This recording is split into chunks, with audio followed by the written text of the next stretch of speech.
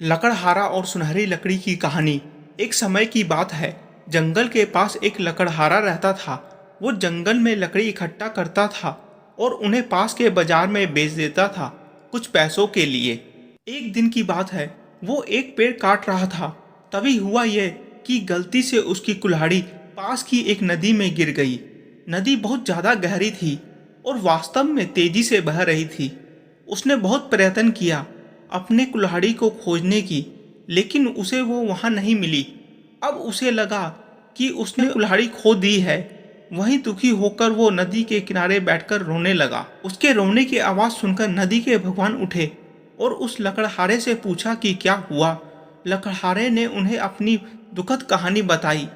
नदी के भगवान को उस लकड़हारे के ऊपर दया आई और उसकी मेहनत और सच्चाई देखकर उसकी मदद करने की पेशकश की।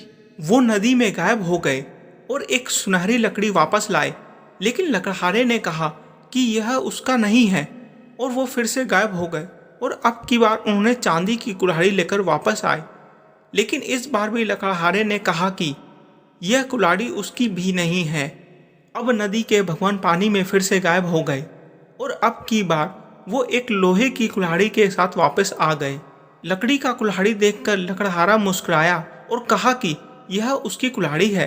नदी के भगवान ने लकड़हारे की ईमानदारी से प्रभावित होकर सोने और चांदी की दोनों कुल्हाड़ी उसे भेंट कर दी। इस कहानी से हमें ये सीख मिलती है कि ईमानदारी सर्वोत्तम नीति है।